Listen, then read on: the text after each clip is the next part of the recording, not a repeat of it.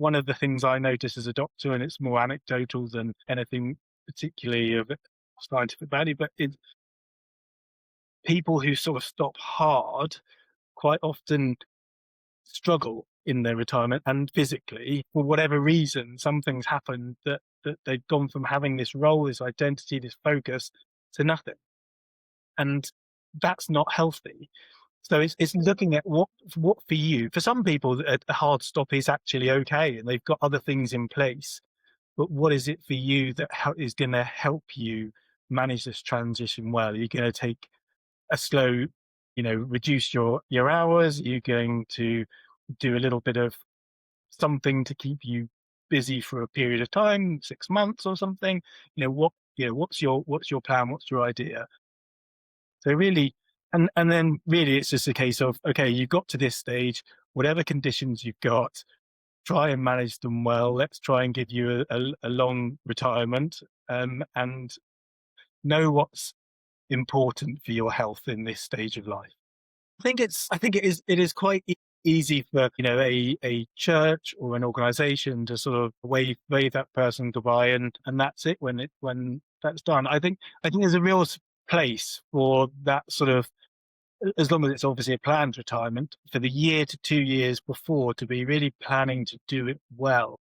So again, it comes down to almost duty of care, but this person has invested their life into this ministry for however long.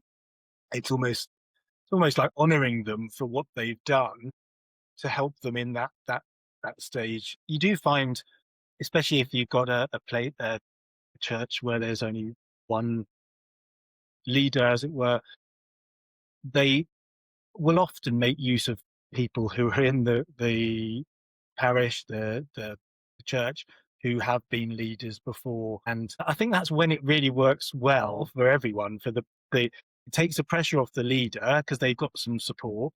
It keeps the people who are, again, as you say, retired, but again, this is a vocation. This is who they are, enabled to take part in some bits, but without that responsibility, that overarching 24/7 responsibility.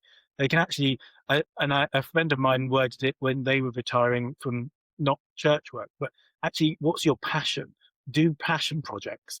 You love the preaching, focus on that. Maybe you love the small group connections, and focus on a bereavement group, focus on a young person's group or an over 50s group, whatever it is.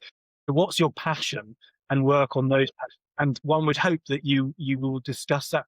The difficulty again is where do they then retire? Are they going to stay in the same area? Do they move out and start afresh? Which brings in all sorts of other bits as well. But it would be good to do that well by, if they're staying, being able to see what it is that they enjoy and what would they like to continue to do, without saying, I've got these gaps, can you fill them? Sort of fitting them into what you want. Actually honouring to see what would you like to do.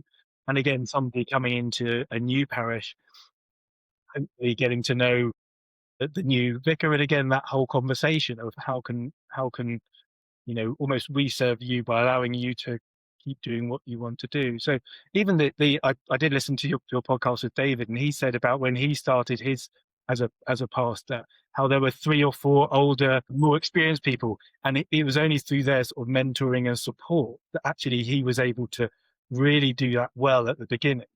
And it's being there to support the new person in, or it's you being able to take a bit of that pressure and burden off them, to allow them the space to have a day off, or have a time off preaching, or what have you. So I think it goes both ways. It will benefit the new people, and it will benefit the individual who's retiring.